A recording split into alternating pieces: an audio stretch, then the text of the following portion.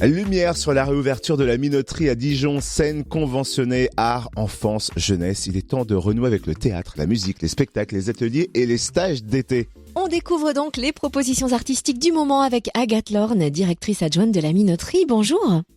Bonjour. Les retrouvailles avec les artistes s'annoncent chaleureuses et festives, notamment ce soir puisque la Minoterie fête des écritures théâtrales jeunesse. Quel auteur sera invité et à quoi s'attendre ? Alors, on a invité l'auteur Antonio Carmona, jeune auteur avec qui on a pas mal collaboré cette saison, à qui on a commandé un texte de théâtre que notre directeur mettra en scène la saison prochaine, qui s'appelle La vraie télépathie. Et c'est donc Antonio qui viendra le lire ce soir à 18h. Et quels spectacles seront proposés ce mois-ci et dans quelles conditions vont-ils se dérouler ? Alors, pour les conditions, on suit les protocoles qui nous ont été donnés.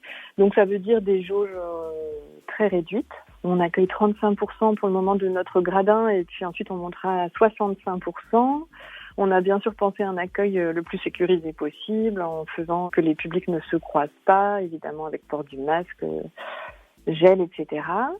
Et on est quand même très heureux parce que ces conditions nous permettent d'accueillir le public et notamment pour le spectacle Gribouillis qui aura lieu mercredi 9 juin à 17h.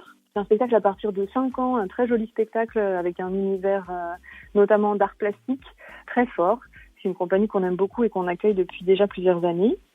À la fin du mois, on va aussi accueillir les étudiants de l'ESM, l'École supérieure de musique de Dijon, qu'on a accompagné pendant 2 ans pour la création d'un spectacle à destination des enfants à partir de 7 ans. C'est un spectacle qui s'appelle Du son dans les mots et qui questionne justement leur désir de musicien et leur parcours de musicien.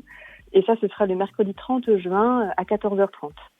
Et puis, on finira la saison avec un spectacle qu'on a programmé avec le Dancing, qui aurait dû jouer chez nous au mois de mars, mais qui jouera le samedi 3 juillet à 17h et qui s'appelle Oural. C'est un très beau spectacle sur le froid, la neige. Donc, aux prémices de l'été, ce sera le bon moment pour se rafraîchir. Et c'est du coup aussi le bon moment pour évoquer le large éventail d'activités pour l'été que vous avez prévu entre stages et ateliers. Est-ce que vous pouvez nous dévoiler le programme ? Oui, bien sûr. On va proposer des stages à la semaine, donc ça veut dire que les enfants sont avec nous du lundi au vendredi.